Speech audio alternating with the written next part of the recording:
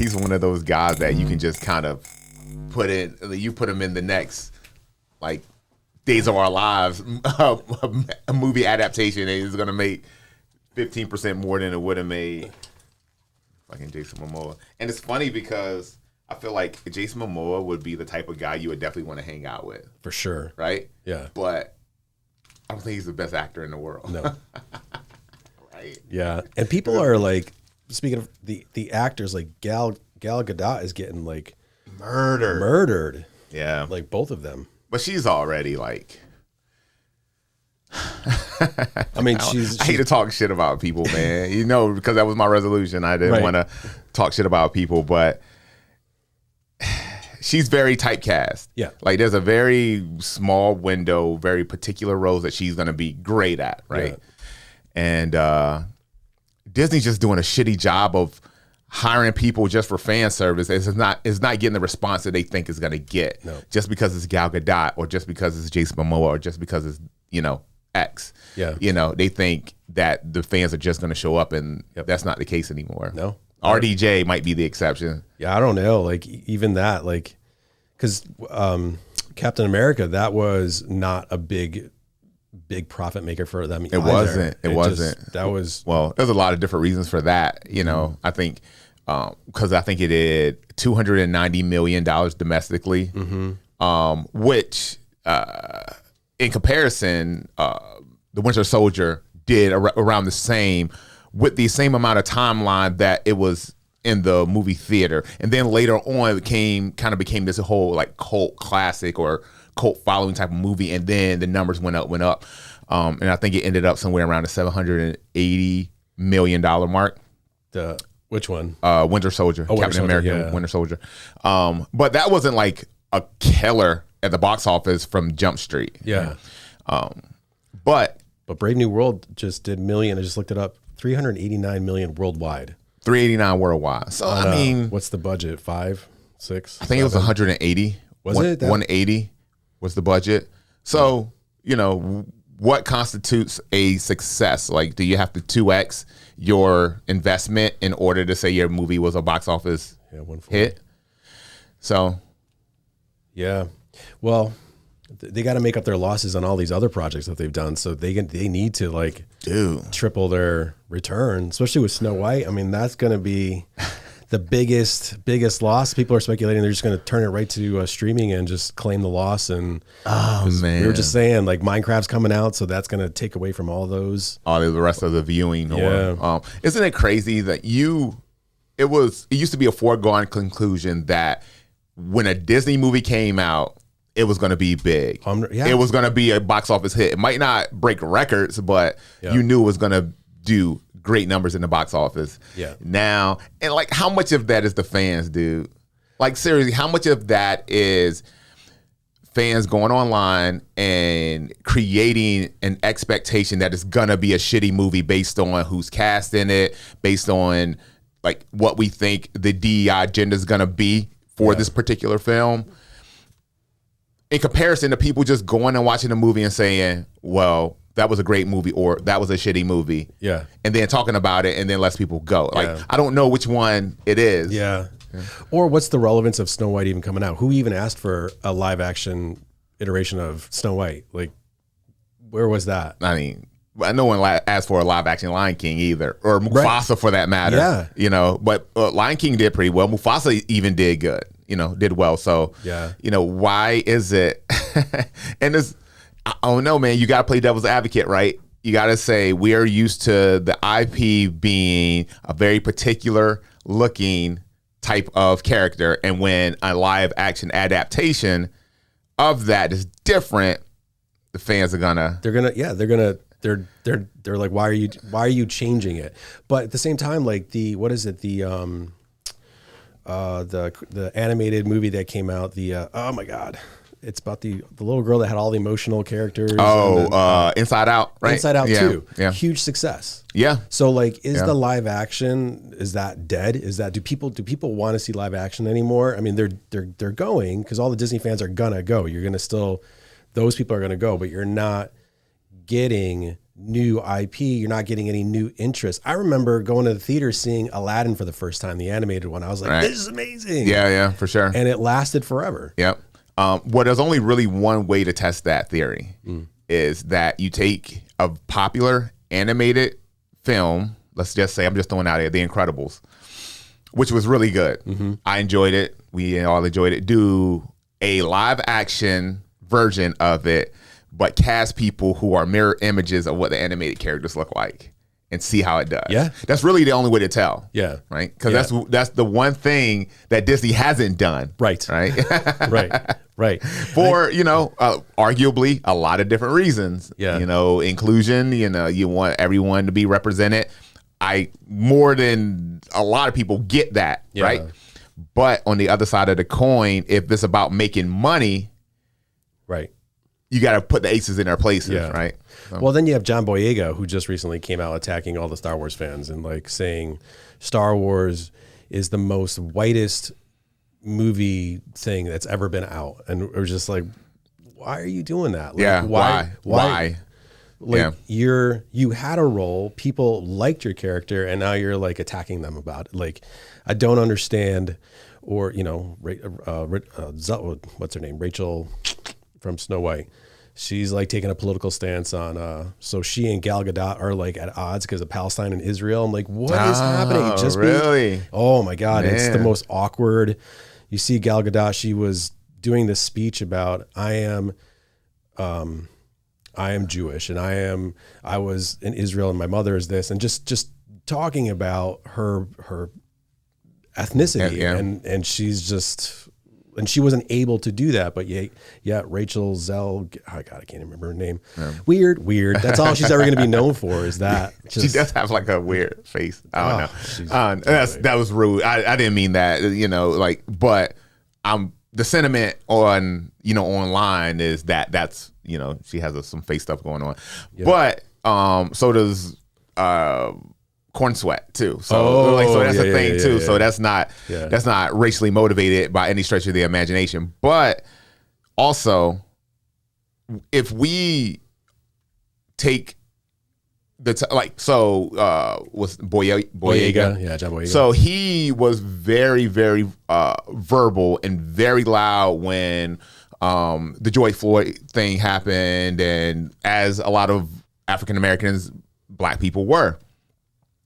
I think when it comes down to isolating one particular incident and then using that incident plus your platform to promote some sort of outrage or it's like you're not doing yourself a service by doing that, and you're not doing your craft a service either.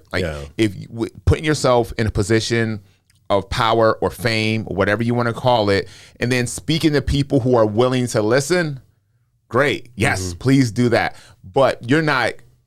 Is very few people minds you're going to change by doing that and yelling, getting on a soapbox and yelling at people about any particular. It doesn't have to be racial, doesn't have to be political, but any particular form or grievance you have by jumping on that soapbox and doing that and kind of barking at people, you're never going to get a response that you need to get. Somebody was speculating that John Boyega did this on purpose to try to take heat off of Kathleen Kennedy, because Kathleen Kennedy was supposed to be like retiring or getting out, and they're just like, now it's been detracted from her, and like it's just dude, the whole Disney and Marvel and Star Wars stuff is just it's a mess. It's man. So toxic, man. Oh, it's completely. So how does this affect future Star Wars projects? Right. Now, is this the expectation that the fandom is going to attack no matter what it is or how much a large portion of the fandom are going to be looking forward to particular projects? Is the loud minority, right? Yeah. Are they going to deter those people from actually spending their money, going to the box office and watching? You got the Mandalorian movie coming out, Mandalorian Grogu thing coming out. We have there's another adaptation of a Jedi movie coming out, right? Yeah, I think it's an animated release. It looks like it is Asajj Ventress, right? That's who I think they're going to be covering. It is, the name of it is and Cad Bane. And Cad Bane's a great character. Oh, great character for sure. It is an anthology series that's going to follow them, and it is called, here it is. Oh, I don't know. Harassed on his computer. I'm trying to find it. But anyway, Asajj Ventress and Cad Bane, like great moving from like Clone Wars and what's the other one I just watched? Rebels. Rebels was so good. Yeah, so good. Yep. So there is not a single fan of Star Wars that does not like the animated stuff. Right. So it's the live action adaptations of what they do is just, that's what everyone gets mad about. So, yeah. I mean, those are real people, right? It's really easy to hate people that you already have an idea about hate. Like, I want to hate this person. Yeah. You know, the Kathleen Kennedys. Like, she didn't do herself any favors. No. But as soon as you start fucking shit up, then it's going to be really easy to attack you. Yeah. Right? So, you know, it's when you can put a face and this is an actual person. Oh, I can follow them on Instagram. I can talk shit. You know, I can go on YouTube. I can go in the media and talk shit about this person. That's going to be more desirable than some animated whatever. It's like, you don't like a cartoon. Congratulations, bro. You know? But I don't know. Like, I haven't seen anybody argue, like, as far as like the Star Wars fans, like I haven't seen a single person be like, I didn't like this animated series because they didn't follow the actual story, like the actual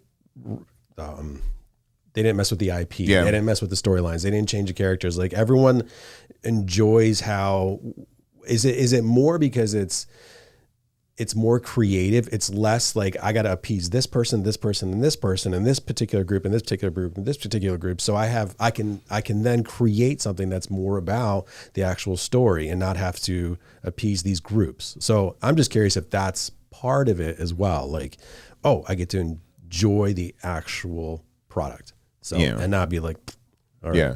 Well, I mean, in my opinion, I talked about this before, but in my opinion, we as the fans should not be privy to a lot of the information that we are privy to. Like, we shouldn't know what's happening in the life of this act. Like Zendaya, like people are like, Zendaya's making $1 million an episode and you know, with her new contract signing for Euphoria. Great. That's awesome. Wow. But why should we know that? Yeah. You know, and then what type of scrutiny is that going to put her under for people who don't like that show? Right. It's a popular show, obviously. You know, you gave her $1 million a pop, but for the people who are just waiting by the keyboard, just waiting to fuck with somebody, what does that do for them? What type of ammo does that give them? So, like, I don't want to know all that stuff. I don't want to know what happened. I don't want to see the set pictures, the leaked set pictures from Doomsday or Deadpool, Wolverine, whatever it may be. I want to see the final product, and then I want to make my decision based on that. Yeah. But does Zendaya, like, she doesn't get out there and like lecture people, does she? She's pretty. I haven't seen her talking down on people. No, she hasn't. I feel like she's very like she's an advocate for LGBTQ, but other than that, that's, she doesn't, and I doesn't feel like she has this loud, aggressive type of super imposing her view onto other people. She believes what she believes. She lives how she wants to live, and it's cool. Yeah. A lot of people just say, like, just if you're an entertainer, just be an entertainer. Just be an entertainer, man. There's nothing wrong with that. There's nothing wrong with that. But then you say, but on the other side of that coin, you say, okay, you're an entertainer. You have this platform. You should use it for something. Yeah. So it's like, damned if you do, damned if you don't. Yeah. Well, so the thing about going back to the Snow White thing, let me just pull up so I don't missay her name again. So she. Rachel Zegler. So the director's son, so I guess they did a whole Twitter thing because she wrote a post about the whole like Free Palestine thing. So that's where this thing comes in, and so she wrote, "Don't tell me what to say. I have every right. It's for my freedom of speech." And the son of the director responded by saying, "You also you have a contractually obligated to do a press tour, which you therefore destroyed because you took a political stance on something. And you have responsibility to not just the fans, but also to the producers, to the other cast members, to the thousands of people that worked on that movie for these millions of dollars. You had a responsibility to make sure this movie was successful and not use it as a platform to talk about whatever you want. Right, 100%. You're being irresponsible. So I think that was a really good case to be like, man, just sometimes you got to just shut your mouth. It's like any other job in the universe, right? You have a job, you're paid to do your particular job, and anything you do that hinders your ability to do that job, or you talk shit about your coworkers, human resources is going to get involved. You know what I'm saying? Yeah. Like you pull up, you dick grab your homeboy at the water cooler. You probably do it every day, but all it takes is the right person to see it. Yep. And now you're in human resources. Now you're potentially getting fired, or you do get fired. It's like, this is, at the end of the day, it's a job. It's entertainment, and you're put in a position that the majority of our society don't have, and people admire you and they follow you and this and that. But at the end of the day, it is a job. Yeah. And just do that, right? Yeah. And I feel like we do want to hear what you have to say, right? Just like people that tune in to us want to hear what we have to say. But when it becomes a detriment, then they're gonna stop listening, right? And in Hollywood, a lot of people that want to stop listening don't have the ability to, because it's everywhere. She says that. Now we're talking about it. I don't know how long ago that happened, but now we're talking about it. If we're talking about it, that means there's 100,000 other people talking about it. There's millions of people talking about it. So. Well, it is what everyone's talking about right now. And it's like, I think it's I think it's good, because it's like, for so long, the people have the greatest reach, like in the entertainers, like, even though you have the freedom to say whatever you want, but you need to also be aware that there is going to be repercussions to whatever you say. Sure. And you can't belittle the people that are speaking their minds as well. Like, you have the freedom to say whatever you want, so people have the freedom to respond to what you said. And you can't take a stance and be like, well, you're just toxic. It's your fault. It's your fault you feel this way. Well, it's okay, whatever. Man, I hope Gina Carano gets her money. I hope she shoots the shit out of Disney. Dude, because she said, like, what she did on Twitter, her own platform, her own profile, was nowhere near as like controversial as some of the stuff that's been coming out in the 2 years since. And she got fired on the spot, right, from a popular show. And she was a pretty pivotal character in that show. Of course, you could have recast her, but she wasn't just some voiceless extra. She was like a big part of the show, and you mixed it right there. So I guess you could say she was like a B actress. And so you have the ability to do that to her. But a ScarJo, she did the same thing. ScarJo don't get fired. So. And people are speculating that Rachel Zegler did not do Disney any favors by doing this because of the Gina Carano thing. So now Gina Carano's case is going to be more, the possibility of her winning is going to be a lot higher, because now you have Rachel who's speaking her mind and destroying this movie. So I don't know. How many billions of dollars does Disney have allocated just for shit like this? It's like, all right, give her $20 million to her show. Shut up, Gina. He's like, all right, where do I sign? Disney, I think Disney Parks is also feeling the repercussions of this, because it's like, now they've lowered the price, which they should have. They've lowered the price for their tickets for kids specifically, to try to get parents to bring their kids to Disney again. Because I think the attendance at Disney parks is at an all-time low. But it was also after 3 years of consistent uptick in ticket prices.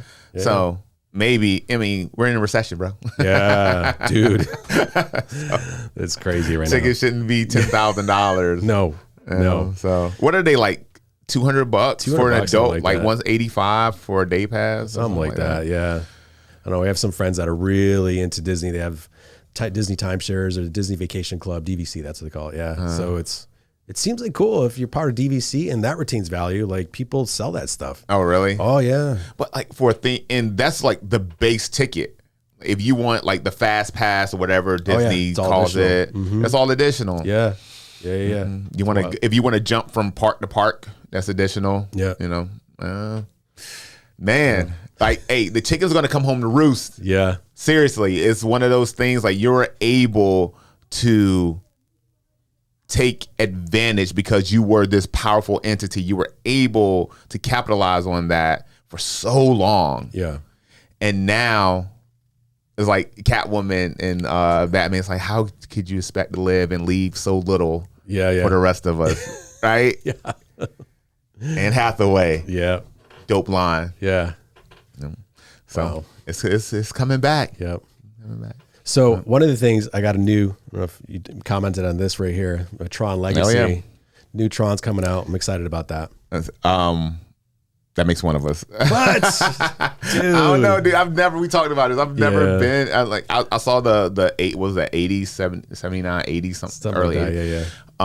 It was early. And it was, maybe I was just so young, that I couldn't appreciate it, but I'm not super. There's so much cool stuff that I want to see coming out. But the Legacy, even the Legacy one you didn't like? With Daft Punk doing the soundtrack? Nah. Maybe I need to go. We talked about this too. I need to go back and watch it, but man, nah. Okay. I'm going to watch it. Yeah. I mean, you got me to watch Suits after years. Talking and about years. making fun of me watching VHS tapes or whatever.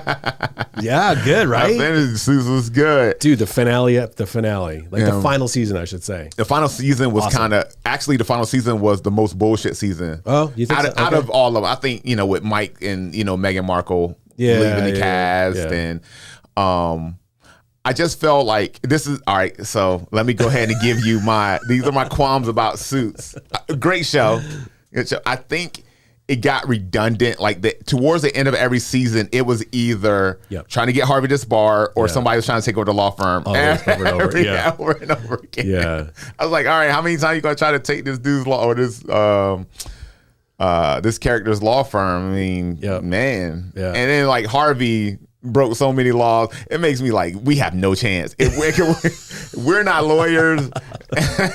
And even lawyers are out there like doing some grimy shit. Yeah. Isn't a lawyer's job to try to get around the law? Isn't that the whole thing? Nah, dude. Harvey was a straight out criminal. Yeah. Have you watched any of the Suits LA yet? Oh, I didn't know that was out yet. Yeah, it's out. It's been out for about a month now. Oh. About a month. Reviews are good so far. Okay. I love Stephen Amell as an actor from like Arrowverse and Heels and all the stuff that he's in. I think coming off of the heels of a character who has as much charisma as a Harvey Specter character had, and Stephen Amell is a lot more, I guess, aloof kind of. He's not as he doesn't give off that like high energy charisma that kind of that the Harvey Specter character gave off. So I didn't think it was going to be well received, but also the supporting cast has been really good. Okay. So, and Amell has done a great job so far, and they were able to kind of make a connection between his character and the Harvey Specter character. Because I felt like if you didn't touch on how Suits and Suits LA are connected, then it wasn't going to be a hit. And they did that. And they did that. Okay. So. Yeah, I'm trying to like look it up here because I was looking forward to seeing it, and I didn't realize it came out already. Yeah, it's been out for a minute. I want to say like at least 4 to 6 weeks. Okay. So yeah, it's pretty good. And he's kind of like, he plays kind of like that dirtbag, cocky lawyer that, kind of Harvey Specter-ish. Yeah. But just a lot more, I guess, maybe less sophisticated about it than Harvey was. So. And so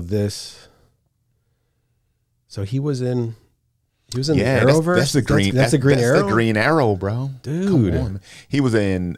He's been in a bunch of stuff. He was Casey Jones in the Ninja Turtles movie. He was, of course, Oliver Queen, Green Arrow. Yeah. He is one of the lead characters of Heels. I never got to finish Green Arrow. I think he was in Californication. Oh wow! Like way back in the day, he was like a younger version of the main character in Californication, I believe. So like a young sex pot. Yeah, I don't know. Can you call a guy a sex pot? I guess you can. You can call him whatever you want. Speaking of sex pot, look at Taraz, y'all. Taraz, I don't know if his shirt's got smaller or he's just getting more jacked, dude. I'm getting jacked. You look big as shit, dude. Going to the Iron Asylum now. Dude, really? It's right across the street from where we live. Yeah, and we're just like, what are we doing? And like, yeah, man. So are you just doing majority like isolated heavy lifting, or are you doing like some circuit? Because I know you were doing a lot of like with the box and stuff. Yeah, a lot of the we hooked cardio. We hooked up with another trainer. She's a functional fitness person. So she was like a collegiate gymnast, and because I really needed to get my hips and all that stuff kind of scored away, and so she's kind of combined functional with weights, and then we befriended this other dude, Brian. Man, Brian's a monster. Yeah. He's like, you want to shout him out? Well, Brian's just a guy that goes to the gym there. He's not a trainer, but he's he's kind of like, you would look small next to him. Really? he's a monster. Damn. He's like 6'5", and he looks great. He's proportional and all that, and it was all natural. Which how old is he? 40. No, you don't think so? You started with the number 4. Okay. But he's definitely a gym rat. But but today we were doing like press ups, and so the shirt's getting smaller because it's shrinking. I think I'm getting wider. Nah, dude, you look great. Keep doing whatever you're doing. That shit's working, bro. Yeah. You might have to buy a bigger shirt. When I put it on today, I was like, this might be the last time I wear it. So Roz is like, I ain't buying no new shit. Fuck this. Like I try to save money, man. It's like, yeah. Oh man. But yeah, thanks for noticing. But speaking of shirts, check out this guy's shirt. Oh wait, let me go back to you. Yeah, check this out. Let me stand up a little bit. So nice. The Empire Strikes Back. The Empire Strips Back. Strips Back. So this is. Is that from? Did you go to the show? Yes, I went to Empire Strips Back is make sure I get this, a parody, Star Wars parody show, burlesque show. Yeah. And they travel around. So we were able to see them in Houston, Texas. And shout out to Empire Strips Back because the entire experience, first of all, so this year, the month of February and the month of March ran parallel. All the days were the same. Friday was the 7th, Saturday was the 8th, across the board. So accidentally purchased tickets for February instead of March. We went back and forth via email with the company. Fever is the company that it's a third party, almost like a Ticketmaster, that we bought the tickets from. They were like, we can't help you. You know, we blah, blah, blah. We are escalating this up. We can't help you. Went back and forth for weeks trying to get. I was like, hey, I'm not even in Texas. It was an accident. The months are blah, blah, blah. No help. I contacted the people from the show, had tickets the next day. Like, we're sorry for the inconvenience. Please enjoy the show. Here go your tickets. It was awesome. Wow. The show was phenomenal, dude. I bet it was. It was phenomenal, man. They had the dancers were, I mean, I just can't, I don't want to, like, if anybody's going to go see it, there's no way me explaining it can give it justice. It has about 8 to 9 sets. They do an intermission. There's a stand-up comedian that was supposed to be Cairo,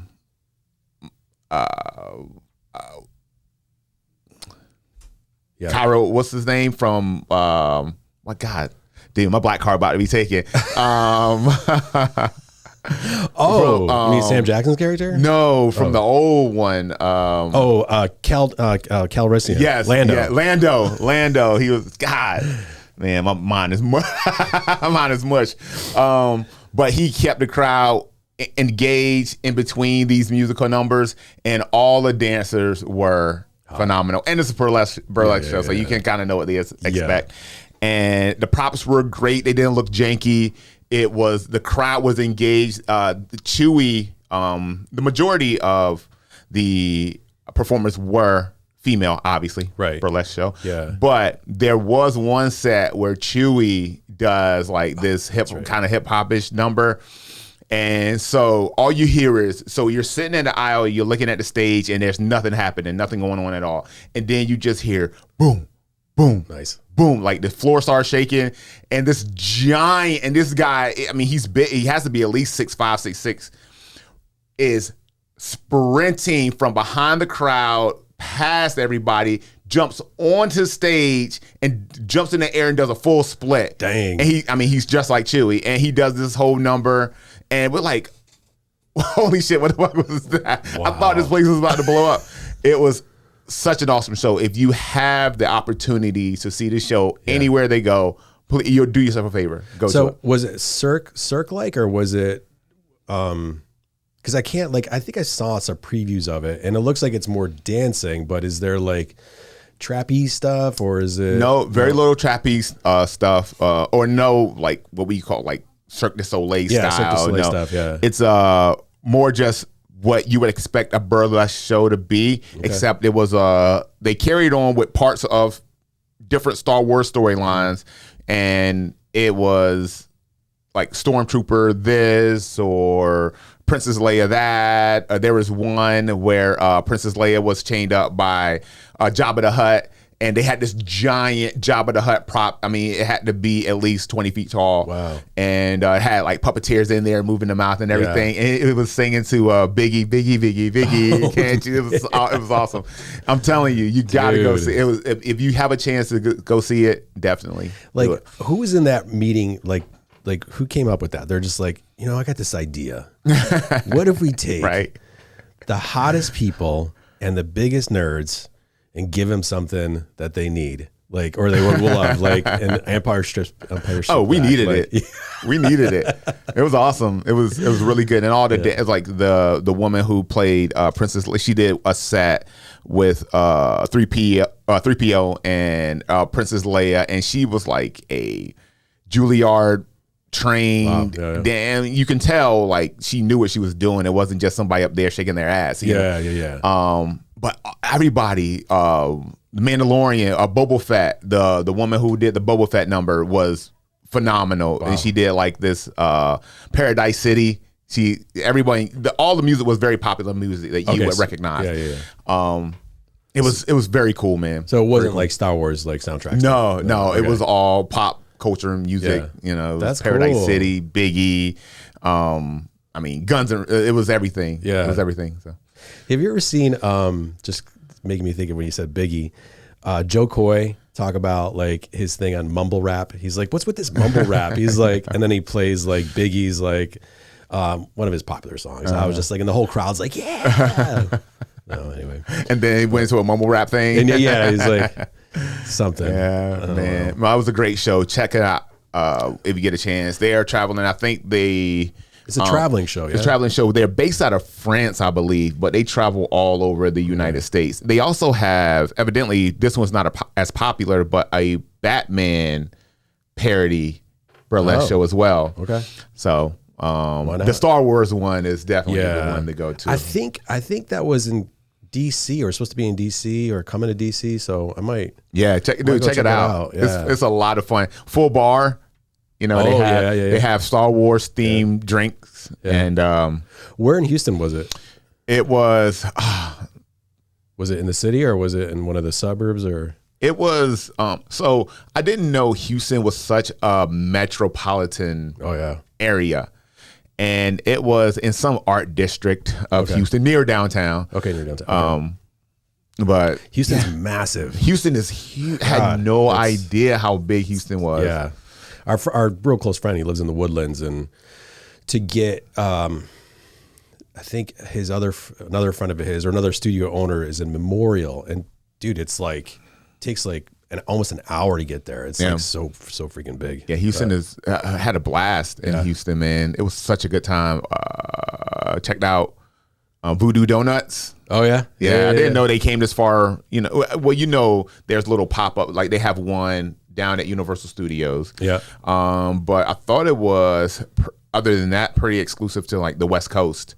But yeah, there was one in Texas. Yeah. We checked it out. Houston's got everything. Cheat day. It was awesome. It was cool. It was a good, cool trip. Yeah. I think there's a new at one of the parks. I don't know if it's Disney Universal has a new like horror thing. I know this is completely just a random thought that popped in my head, but I think it's Universal has a park specifically dedicated to the old school horror characters like Frankenstein, Dracula, all the classic stuff. You're not a big horror guy, but man, I'm okay. So that's a big no for me. But that stuff I'm cool with. Yeah. It's the paranormal stuff. Yeah, that's right. That's right. Blair Witch Project or The Exorcist. You know what movie really freaked me out? Talk to Me. I don't think I heard of that one. It's so it came out, I want to say 4 years ago, and it's a hand, and you touch this hand, and when you touch the hand, you see the person, a dead person that the hand belonged to, I guess. Oh. And you can talk to this person while you're holding on to this hand. The problem with it is, spoiler alert, if for anybody who hasn't seen this damn movie, that if you hold on to the hand too long, it'll like infect you. It'll possess you. So yeah. It was a good movie. It freaked me out for weeks though. Yeah. You know, like when you see a movie, like a scary movie, and it just, you think about it, it's always in the back of your head for a little while. Yeah. I was like, all right, never again. There's probably a horror show, not really a horror show, but School Spirits. Have you watched that yet? No. Dude, it's so good. It's so good. I know it's kind of like, I don't know. It's not, I don't want to say it's childish, but I guess it kind of can be. It's almost like Never Have I Ever. It's like from that whole genre of shows. It's kind of like a high school thing. But anyway, it's about kids that died, or people have died in the high school, and their ghosts are there, but there's a possession. They possessed a body. So it's going into season 3, but the girl from Cobra Kai is in it. I don't remember the actress's name. The taller girl. Yeah, I guess redheadish. Yeah. So she's the lead actress in it, and that's on Netflix, right? Mm-hmm. Yeah, I've seen on my screen. It's Netflix. Good. Yeah. It's good. If somebody's looking for something to watch, catch up on School Spirits. That's season 3 is going to be coming out. How many people are dying in high schools? Yeah, well, in this show, a lot of them. A lot of them. Broken premise, y'all. Yeah, but there's like from, I think, the early 1900s, so it spans some time, so it's pretty cool. Yeah, I just finished. Talk about what we're watching. I just finished season, is it 3 or 4 of Invincible? Man, good. Best season ever. Yeah, it was so good. The entire season was good. Season 2 took a huge hit, partially because there was such a long gap between 1 and 2. Yeah. And also the story it was like a building out season. Mm-hmm. So the story wasn't as high. The animation was questionable. The story kind of drug a little bit, but man, this season just really made up for it. So they're starting to really get into the kind of like the nuts and bolts of the Viltrumite war. Okay. So, man. So if somebody never followed the comics, would it still be as enjoyable? I think so. I think if you like animation, okay, and you know that it has like comic book origin, I think you'll dig it. Okay, then you'll like it. The first season was great. Yeah. And the second season was a little bit slower, but also it did have some really big shoes to fill with the first season. All right. But this third season, man, it crushed it. I'm gonna get on that. The Conquest character, man, it is just. They introduced some really, if you're a fan of Invincible or the comic IP, they introduced some really popular characters that we know segue into the biggest characters in the franchise. So it's going to be good. Yeah, I got to check that out. Yeah. I had just finished Creature Commandos, and James Gunn for the win on that one. Man, that was so good. I love how they did a backstory or an origin story in every single character. Right. Yeah. And I was saying to Antoine earlier, I was like, the Weasel, man. I felt bad for the Weasel. Yeah. Like from Suicide Squad, I was like, what's the point? But it was good. Yeah, so. James Gunn, he's doing. People are really optimistic about the DCU now that he's at the helm.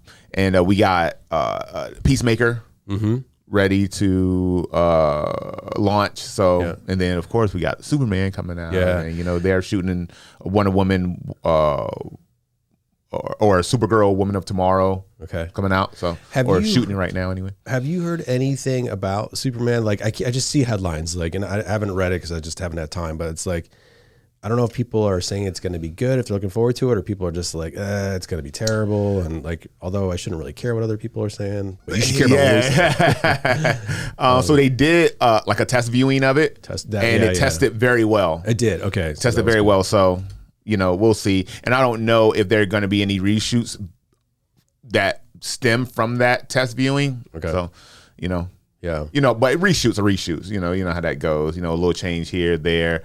You know, drop a couple more million into it. Yeah. You know. So. Somebody was also saying too, is like the era of because there's been such a decrease in amount of like movie studios coming out and how expensive it is to shoot movies now, that the era of good, like just a good $40 million movie. Just think about that, $40 million. Like that's over with.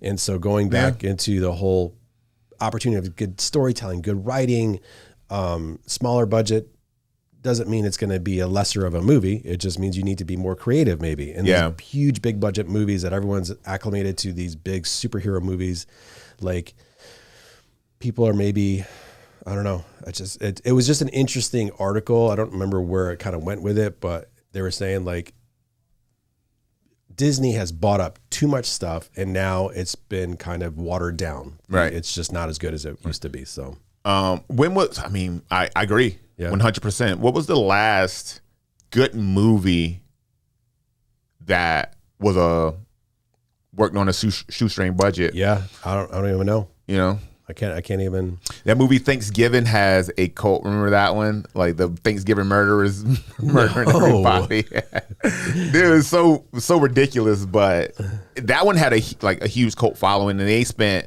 I think they like kind of cracked the piggy bank and got the money for that one. They didn't spend a lot of money on that movie at all. There was a movie that just came out that was actually I think The Ordinary Guy. What's the latest Jason Statham movie? That was the Working Man. Yeah. So that beat out Snow White. Did it? That piece of shit. God damn, y'all ain't shit. That's messed up. So it's like, and I think that was a shoestring budget. It was Jason Statham doing Jason Statham. And what?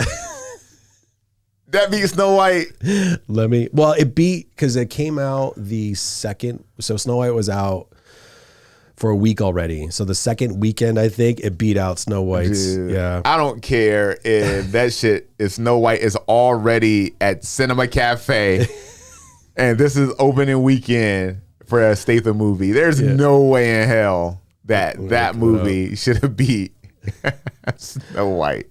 People love Statham though. So the opening weekend, it got gross 15.2 million domestically, 16. So it's at 35.2 million in its opening weekend, dethroning Snow White with $16 million. Yeah, there you go. The drop off of Snow White is over 70%. Jeez. Yeah, so they're saying like now that's why Minecraft's going to beat it, because it's like anybody who wanted to see Snow White, they already went to go see it.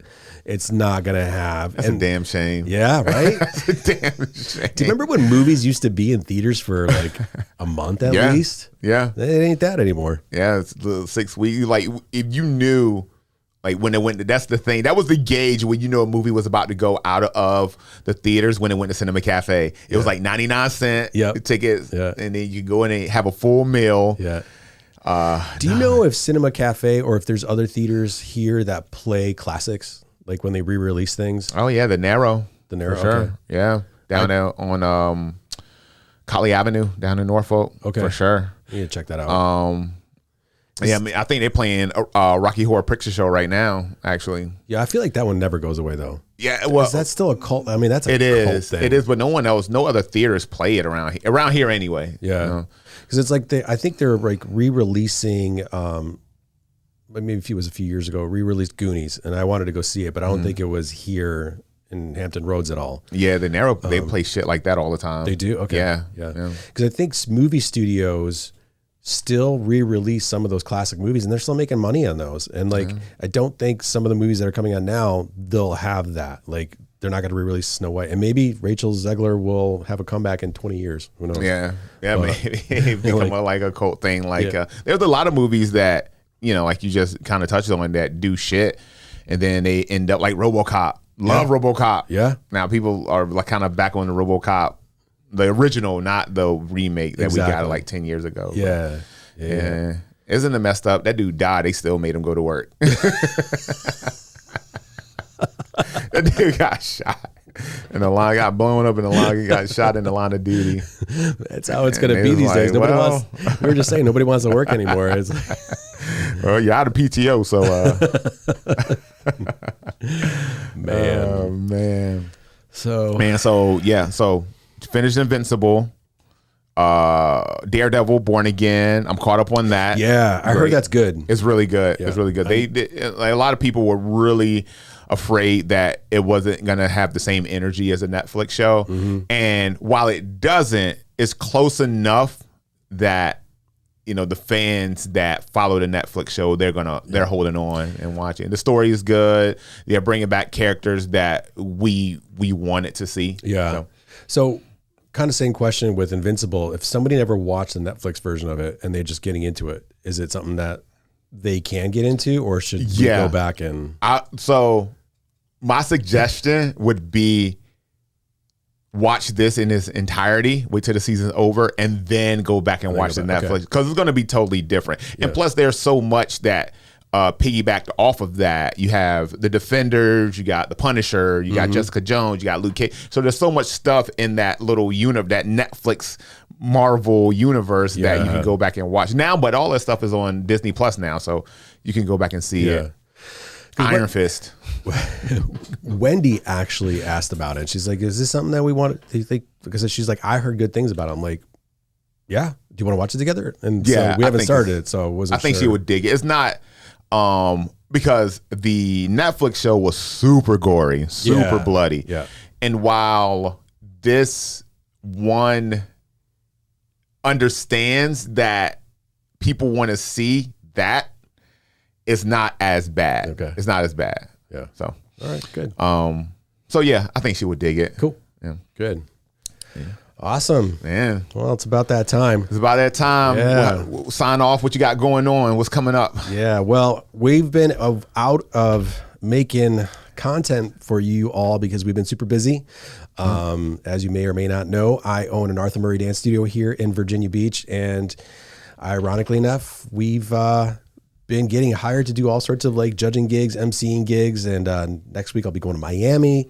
Last weekend we were at Nashville for the World Championships. So if anybody's interested in learning how to ballroom and social dance, whether it's getting ready for weddings, just an evening out, we went to a fundraiser this past weekend at the Marriott for CASA, which is court appointed something or other, where these people volunteer their time for abused children. It was a great fundraiser. Very cool. Buckshot was playing live there. Nice. So yeah, it was a whole country western theme. So if you want to learn how to two-step, shuffle, country swing, we can teach all that, as a matter of fact, because we used our skills at this event. And dude, like I can't even remember the last time I went out socially dancing with my wife. We had the best time. Yeah. Yeah, because we dance like this is what we do, right? It's our business. So we got to use the skills that we teach other people, and I got to reap the benefits of what we do. So check us out. We're here at Arthur Murray Dance Studios of Virginia Beach, cutterrug.net. Give us a call, shoot us a text, 757-431-0177. Yeah, dude, how about you? Yeah, Buckshot is awesome. Actually, I remember Buckshot. They've come a long way. Yeah. I remember when they were just starting like more than 10 years ago. And the lead singer was like a bar back at Eagle's Nest. Oh, for real? Yeah. Yeah. Dude. So, and they crush it now. And they put on a great show. Yeah. They put on a great show. So if you're in the Hampton Roads area, check them out. Cookies, the cookie guy. Check us out. We're in a bunch of restaurants now. We've had a huge, a lot of interest in adding our cookies to very delicious and popular restaurants in the area. So you can find our cookies at Jimmy G's. On their dessert menu, they do this very cool like cookie sundae where they'll put it in a salamander. Salamander is basically like a broiler. Okay. And they'll crisp it on top and get it warm, take it out, scoop of ice cream, and then little dollops of whipped cream around it. Man, it's fantastic. Nice. But tempt a bunch of breweries, wineries in the area. So if you go to a restaurant and it's not on the dessert menu, tell them they should have it. Give us a call. Yeah. Other than that, man, I'm just shaking babies and kissing hands over here. All right. Next mayor of Virginia Beach right here. Man, on the behalf of myself and my homeboy Taras Denisico, he gonna get off the juice, and we're gonna see you next time. Thanks for tuning in to the Alpha Geek Podcast, y'all. Peace.